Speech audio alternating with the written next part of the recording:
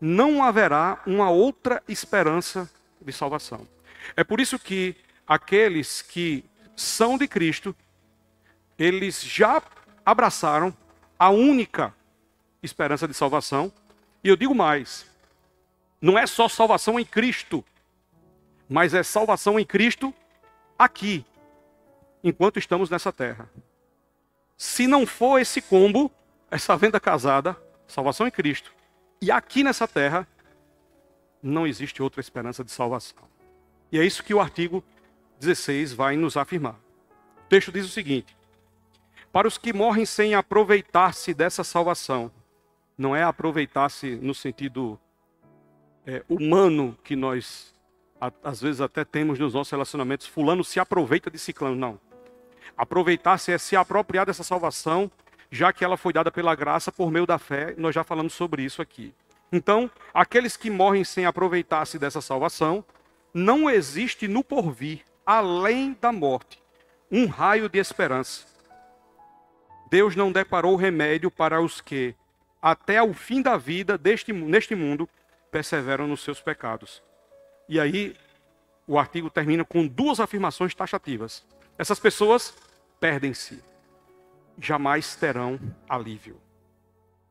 Irmãos, a título de introdução, será que existirá esperança para os que não receberem a Jesus? Mas existirá significa no futuro. Após a morte, existirá esperança? Não. E fora de Cristo existe esperança? Não. E por que então nós temos hoje, no meio das religiões, inclusive dentro do cristianismo, a ideia de que o ser humano ele pode fazer algum tipo de atitude, ter algum tipo de ação em que possa ajudar a que essa esperança de salvação seja concretizada? Vocês já perceberam isso? Em várias denominações, algumas inclusive ditas evangélicas, se é colocado vários itens em que esses itens agregados a Cristo podem proporcionar uma eternidade com Deus. Se existe, irmãos, qualquer tipo de ensinamento nesse sentido, nós devemos descartar à luz da Escritura. Porque a Bíblia não tem nenhum tipo de abertura que possa dar brechas para que exista salvação sem ser pela pessoa de Cristo. A gente hoje não vai entrar no mérito da questão daqueles que morreram antes de Cristo, porque a gente tem também essa divisão. No tempo e na história, Jesus encarnou. No passado, os nossos antepassados, eles criam na vinda do Messias prometido. A promessa já havia sido feita desde o Jardim do Éden, quando o próprio Deus já disse que viria aquele que esmagaria a cabeça da serpente. Vocês lembram disso lá no Gênesis, logo no início, depois da queda. Ou seja, o plano da salvação já tinha sido designado. Por isso que vemos, inclusive, nas cartas de Paulo, esse plano da salvação é antes da fundação do mundo, que Deus, na sua onisciência, já sabia da queda. Então, Deus já havia preparado um plano na eternidade para salvar o ser humano. Tudo bem. Então, esses antes de Cristo encarnar, que nós vemos nos evangelhos do Novo Testamento, eles morreram crendo na promessa. Inclusive, vimos isso um pouco lá em Hebreus capítulo 11, capítulo 12. Também a gente tem essa ideia daqueles que estavam lá atrás e criam no passado. Não vamos entrar nessa questão. E como é que os pais, Moisés, Isaías, Abraão, Isaac, Jacó, como é que eles foram salvos se eles nem conheceram Jesus? Não vamos entrar nesse mérito hoje. Mas o fato é de que, fora de Cristo, vamos analisar hoje a nossa cosmovisão. Hoje, fora de Cristo, biblicamente falando, não existe nenhum raio de esperança em que possa fazer com que o homem tenha a redenção dos seus pecados. Nem aqui e nem fora daqui. Porque Cristo, Ele é a única esperança de salvação somente enquanto estamos na consciência terrena. Porque depois a própria Escritura vai dizer que todos crerão. Todos se ajoelharão, todos se prostrarão e reconhecerão que Jesus Cristo é o Senhor. Na carta de Paulo aos Filipenses, nós vamos ver isso. Só que será tarde demais. Porque não é a questão mais da fé. Fé é crer no invisível. Só que quando Cristo aparecer, com toda a sua glória manifesta no julgamento final, é claro que todos vão constatar que o Rei da Glória ali chegou. Então não é mais questão de fé, é simplesmente eu dizer assim, ó, é isso mesmo. Então todos crerão, mas aí não há mais esperança. Esse não há mais esperança é o cerne desse artigo aqui congregacional. Tudo bem até agora? Certo? Vamos agora para o início do nosso artigo. Ele começa dizendo assim: para os que morrem sem aproveitar-se dessa salvação, não existe no porvir, além da morte, um raio de esperança. O Evangelho de João, capítulo 1, versículo 9, vai dizer, a saber, a verdadeira luz que vinda do mundo ao mundo ilumina a todo bem, homem. Mas, veja só, ele está falando de a luz que vinda ao mundo ilumina todo homem. Que luz é essa? Nós não vamos ler o capítulo inteiro, João 1, mas sabemos que é o Logos, o verbo de Deus. No princípio era a palavra estava com Deus e a palavra era Deus. E o versículo 12 e 13 vão dizer que a todos quantos o receberam, deu-lhes o poder de serem feitos filhos de Deus, a saber, aos que creem no seu nome, os quais não nasceram do sangue, nem da vontade da carne, nem da vontade do homem, mas de Deus. Somente os filhos de Deus é que herdarão a vida eterna. Quem são os filhos de Deus? Aqueles que creem no seu nome. Por isso que é a única esperança. E para complementar isso, nós vemos a primeira carta que Paulo escreveu ao Timóteo, capítulo 2, versículo 5. Porquanto há um só Deus e um só mediador entre Deus e os homens, Cristo Jesus, homem, o qual a si mesmo se deu em resgate por todos, testemunho que se deve prestar em tempos oportunos. Irmãos, é importante a gente dar um destaque nesse texto de 1 Timóteo 2,5, porque aí existe a palavra mediador.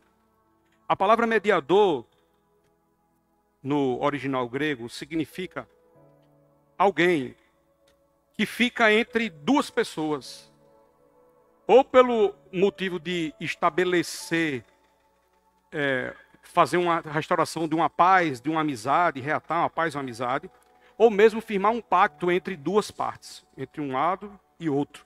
Aí existe um mediador que fica ali no meio.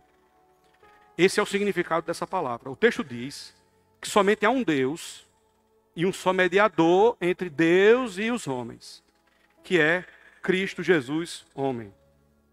E devemos entender essa palavra mediador, que geralmente nós, evangélicos, criticamos muito os cristãos católicos, no sentido de dizer que, olha, vocês fazem orações a Maria. E é o que o católico diz. Nós oramos a Maria, para Maria pedir a Jesus, que é o filho, e aí fica mais fácil. O que é que um filho vai deixar de dar quando a mãe pede? Essa é a justificativa do católico. Eu já fui católico romano e eu usava essa justificativa. Da mesma forma também a intercessão dos santos. Não, os santos estão ali mais próximos de Deus. Então, no meu caso específico, eu era devoto de Santo Antônio, por causa do meu nome. Então, quando eu fazia a minha ladainha de Santo Antônio, eu pedia ao santo para que, como ele está mais próximo de Deus, ele intercedesse junto a Deus pela minha vida. E geralmente nós usamos esse texto, 1 Timóteo 2,5, para criticar os católicos no sentido de que o mediador, nesse sentido, só existe um, que é Jesus. É claro que existe verdade na nossa justificativa, mas não pode servir somente esse versículo 5 para justificar, porque nós também fazemos a mesma coisa. Você concorda comigo? Quando eu digo, Rafael, meu irmão, estou passando por uma luta tão grande na minha casa, ora por mim, meu irmão. Bem, não só existe um mediador entre Deus e os homens, por que eu estou pedindo para Rafael orar por mim, se eu mesmo assim poderia fazê-lo? Então nós utilizamos, dentro do próprio conceito bíblico, a intercessão uns pelos outros.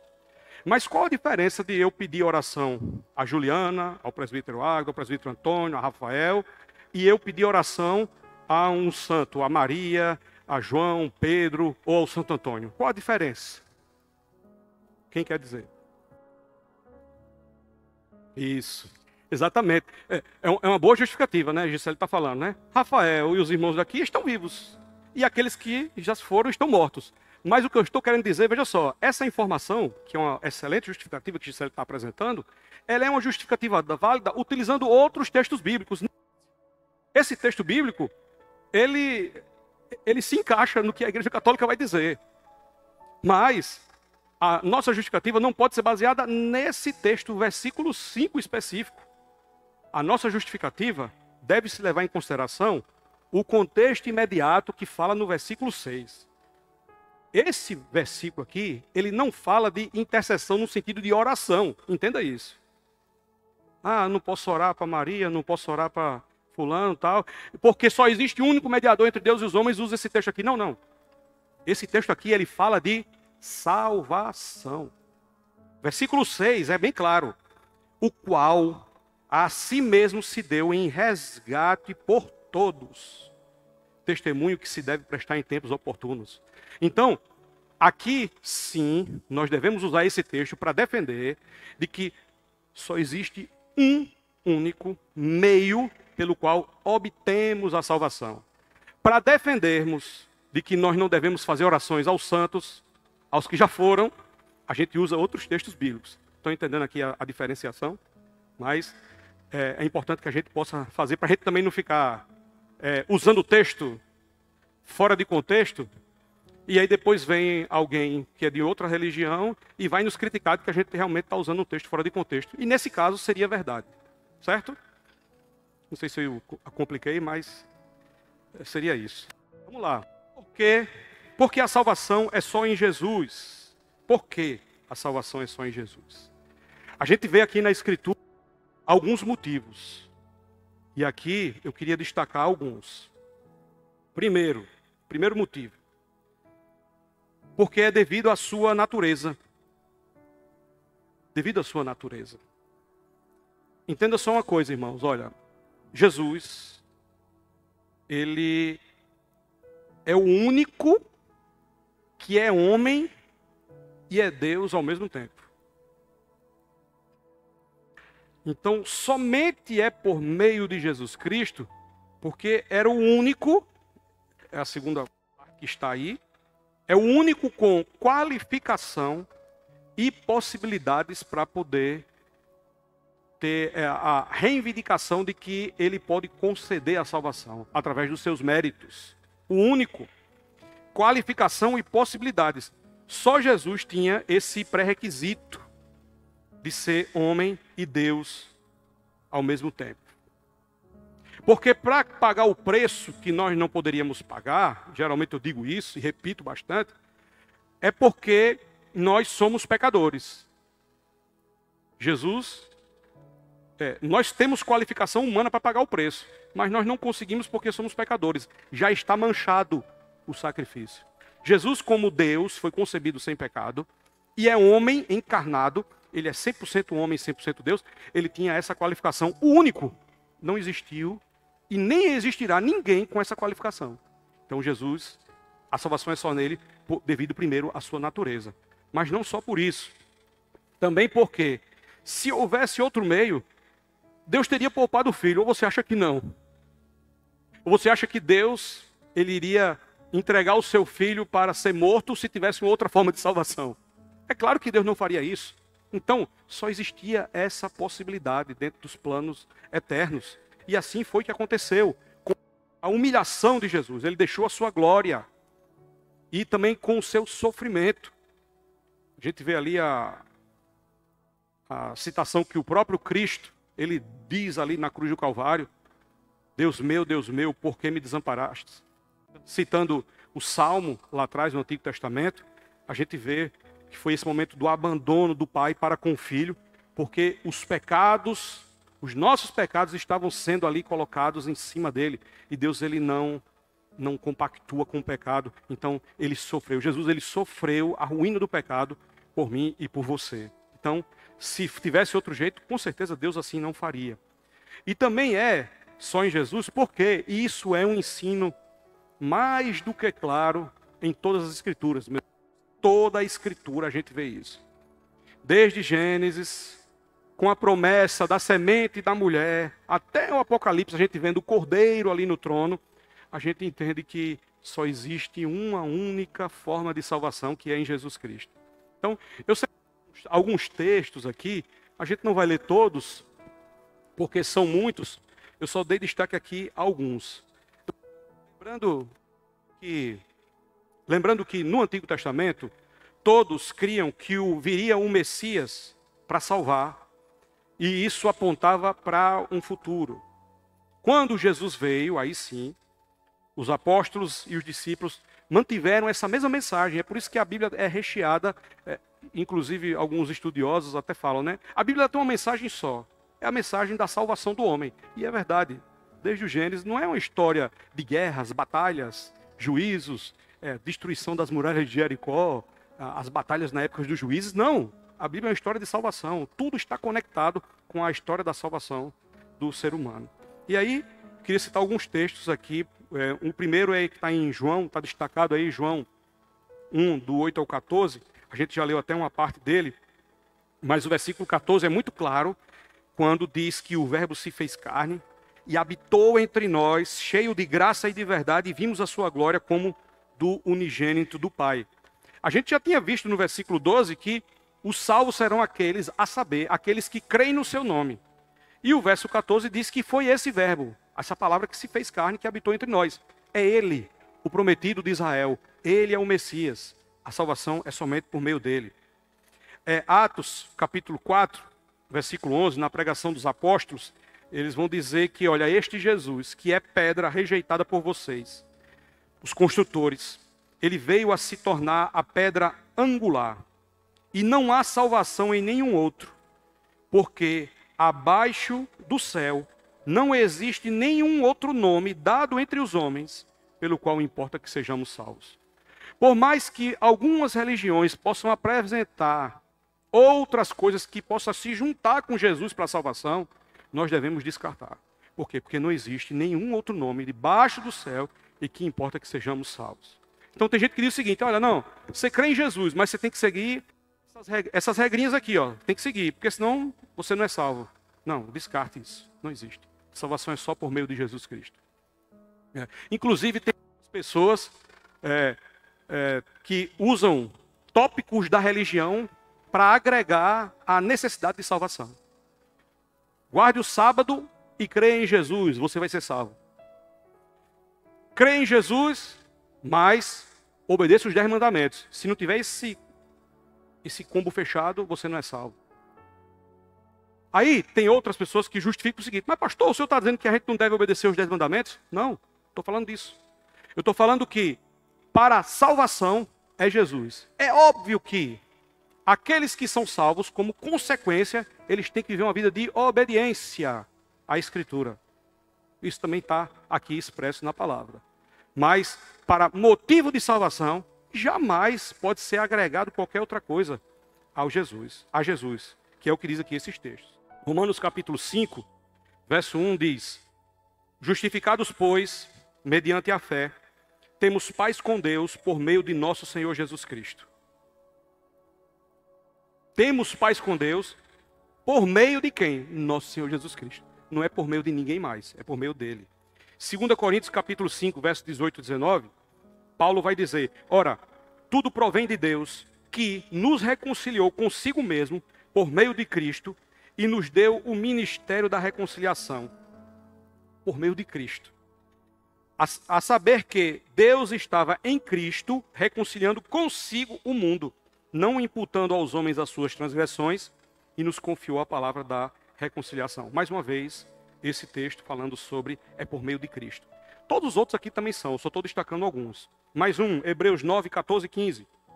Muito mais o sangue de Cristo, que pelo Espírito eterno, a si mesmo se ofereceu sem mácula a Deus, purificará a nossa consciência de obras mortas, para servirmos ao Deus vivo.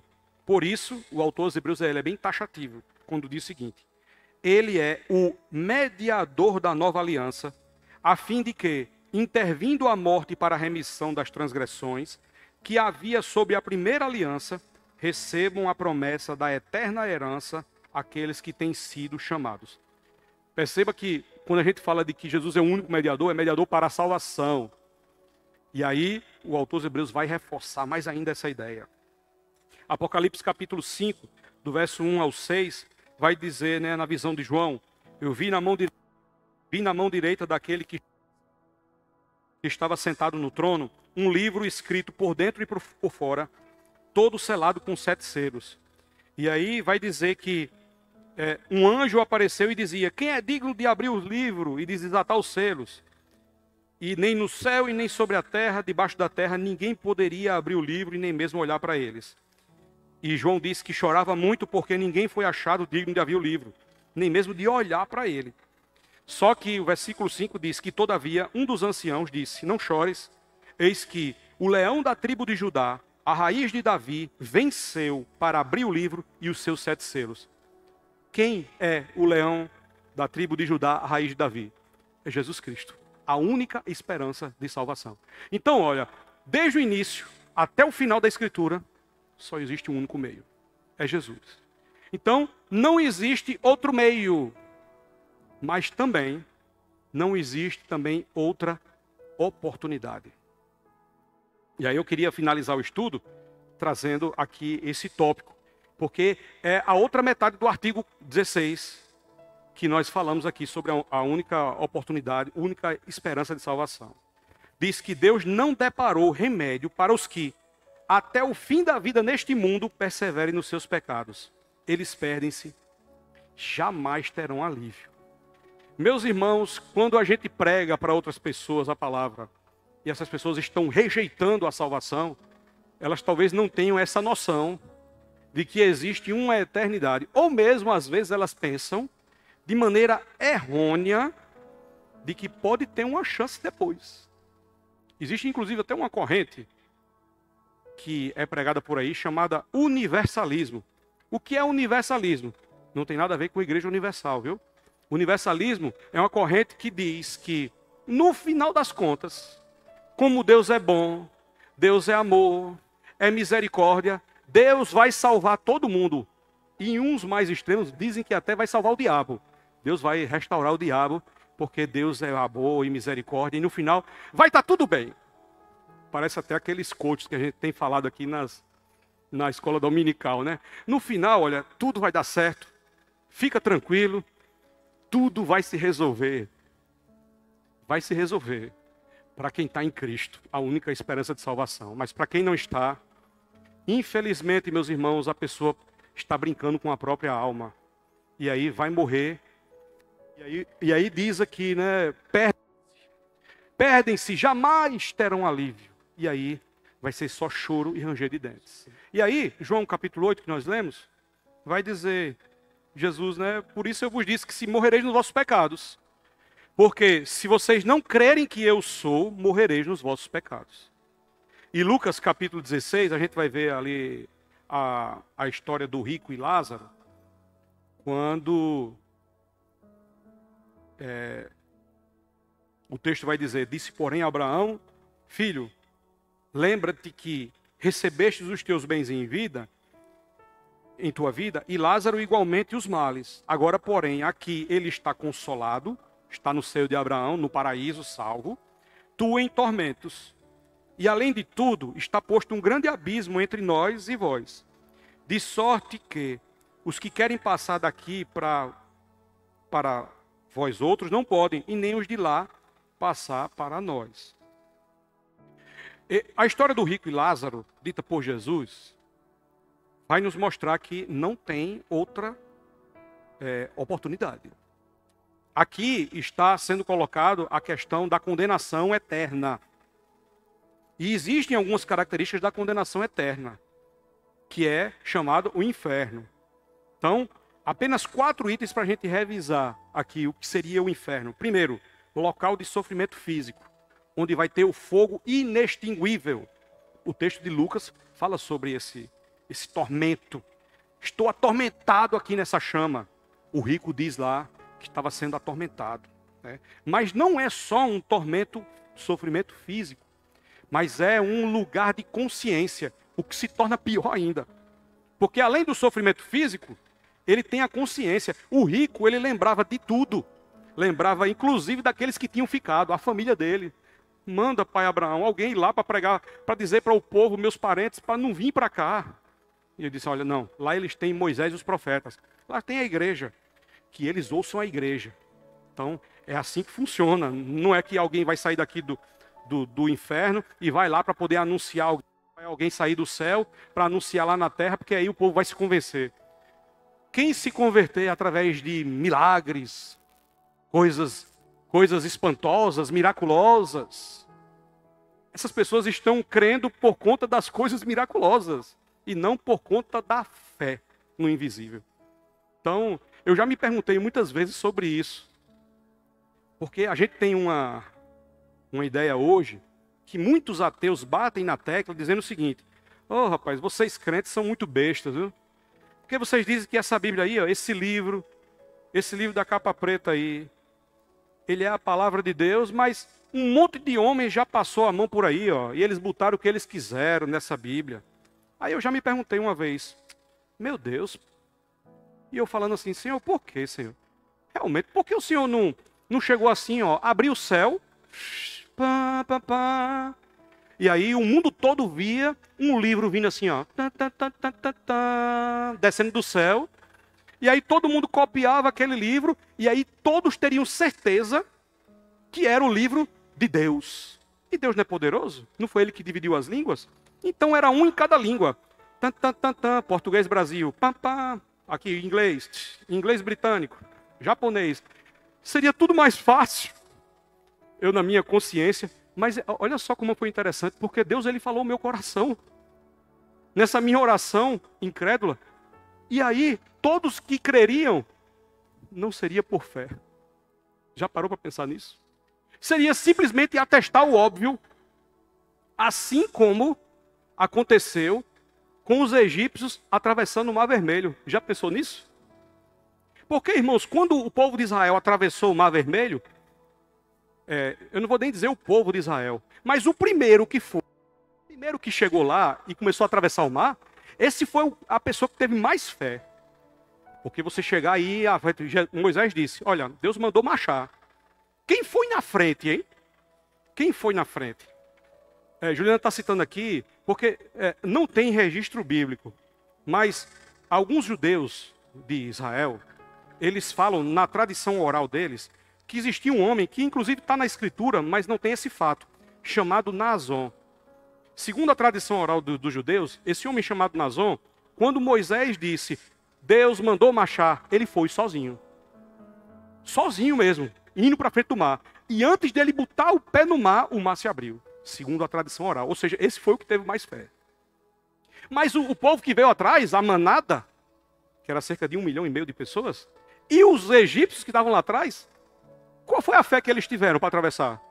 Meu irmão, se eu tivesse um monte de gente atrás de mim e eu visse o mar aberto, eu não contava com velho. Bora. Eu ia embora. Está aberto? Estou indo lá. Só que aí, quando os egípcios estavam lá, aí Deus fechou tudo. Então, se vier uma Bíblia 100% do céu, todo mundo ia crer, meu irmão. Mas a Bíblia, ela já fala sobre isso. A salvação, nós recebemos pela graça. E aí, Deus, ele concede fé de salvação para aquelas pessoas crerem na mensagem do Evangelho. Isso é uma coisa sobrenatural. E é por isso que nós somos esse povo da fé. E aí, lugar de consciência, né? Mas não só isso, lá também é interminável. Não terá fim. Por isso que o artigo diz, não terão alívio, não terá fim. E vai simplesmente demonstrar o inferno a separação eterna de Deus. Não existirá chances para um retorno sob qualquer condição favorável para com Deus. E aí temos o texto muito bom, que é Hebreus capítulo 9, verso 27, que diz que assim como aos homens está ordenado morrerem uma só vez, vindo depois disso o juízo. Não existirá outras oportunidades. Só que tem muitas teorias por aí que dizem que vai ter oportunidade. E aí eu queria destacar apenas duas a título de ilustração aqui para nós. A primeira teoria é aquela que muitos de nós já conhecemos, porque já fomos católicos romanos, que é a teoria do purgatório. Então, para a Igreja Católica Romana, funciona mais ou menos assim. As almas dos adultos que não foram batizados e que cometeram pecados mortais, esses já vão direto para o inferno, diretamente. Quem não foi batizado e cometeram pecados mortais, inferno, condenação. Só que aqueles que são na terra, que foram, na visão católica, perfeitamente, mais ou menos, impuros, inclusive na ocasião da morte, tiveram aquela morte martírica, aquela morte honrosa por Cristo, eles vão diretamente para o céu. Então, dedicaram a sua vida para Cristo, vão diretamente para o céu. As outras, que não estão nem nesse lado nem nesse outro, todas vão para o purgatório, que é um local, para a Igreja Católica, um local de purificação das almas dos crentes, pós-morte. É o que a gente chama de estado intermediário. Então, como é que faz então para se purificar mais ainda e ir para o céu? Então, as obras daqueles que ficam aqui na terra vão ajudar na saída das almas do purgatório. Aí a gente pode ter várias comparações, mas a que eu mais gosto é do Alto da Compadecida, né? Então, a gente fica aqui na terra e aí vai pedindo a Deus para que as almas que estão no purgatório possam sair de lá e subir para o céu. Então tem essa obra compartilhada, né? E a gente sabe, irmãos, que a doutrina do purgatório, apesar de ser uma oportunidade de salvação pós-morte, mas a gente sabe que ela é uma doutrina antibíblica. Está meio cortado aí, mas dá para a gente ver algumas coisas. Primeiro, ela tem um suporte em textos que não são canônicos, a doutrina do purgatório. O que é um texto não canônico, pastor? É um texto não sagrado. A própria Igreja Católica Romana, ela vai dizer que o livro dos Macabeus, por exemplo, que tem lá o purgatório, ele é um livro chamado deuterocanônico. Novos canônicos. Eles foram colocados depois. Eles só foram formalizados dentro do cânon da Igreja Católica, dos livros, já no Concílio de Trento, pós-reforma protestante. Então, foi mais uma contra-reforma da Igreja Católica. Então, não existiam antes. Então, eles são os novos canônicos. E como nós podemos acreditar nessa doutrina baseada em textos de livros que não são canônicos? É uma doutrina antibíblica. Outra coisa, é uma doutrina antibíblica porque nós não podemos acrescentar absolutamente nada à obra de Cristo. Nada podemos acrescentar. Então, a vela que eu acendo, eu fazia isso, minha família também, católica, todo dia de finados, 2 de novembro, a gente colocava aquelas latas de leite, né, embaixo da lavanderia, acendíamos várias velas, um para cada parente que já morreu, para que, através dessas nossas obras, ajudássemos os nossos parentes a sair do purgatório. Essas obras, na cosmovisão católica, elas ajudam os que estão no purgatório. Como a minha obra vai acrescentar alguma coisa na salvação de alguém? Isso é antibíblico. E outra coisa, é um ensinamento contrário ao todo o ensino das Escrituras. O texto que acabamos de ler, Hebreus 9, 27. Aos homens está ordenado morrerem uma só vez e depois disso o juízo. Ou seja, não tem outra oportunidade de julgamento que vá ser baseado em um período de tempo entre a pessoa que morreu, o momento em que a pessoa morreu e depois a segunda vinda de Cristo. Depois disso, é julgamento. Acabou, já está consumado. Uma outra teoria é a teoria dos espíritas kardecistas, que é a doutrina da reencarnação. É interessante porque muitas vezes, irmãos, a gente vê o seguinte: os espíritas, meu Deus, não. Espíritas, não, a gente não acredita em nada dos espíritas. Mas tem muitos cristãos evangélicos que têm algumas ideias meio espíritas. Você acredita nisso? Tem. São influenciados por essa doutrina. E aí, a doutrina espírita, ela vai dizer que a alma, depois da morte, ela vai voltar à vida corporal, mas em outro corpo. Eu já vi crente achando que pessoas que morreram, seus familiares, eles voltaram para dar alguma mensagem para eles. Eu já vi crente assim. Meu pai, a minha mãe, apareceu para mim num sonho e ele queria me dar alguma mensagem, eu não entendi muito bem. Alguns até dizem o seguinte: pastor, o senhor tem como me dizer aí, me interpreta aí como foi essa mensagem? Acho que o meu pai quer me dizer alguma coisa e eu não sei o que é. Ou então, quando às vezes acontece, possivelmente, possessões demoníacas, e esses demônios, eles se revelam como sendo a pessoa, e sabemos que o diabo é o pai da mentira, ele é enganador desde o princípio, então, para ele dizer que é um parente seu que morreu, é só mais um item de mentira que ele vai ter, muito fácil para ele. E aí ele diz que é fulano de tal e diz uma coisa que aconteceu e você diz: meu Deus, é isso mesmo.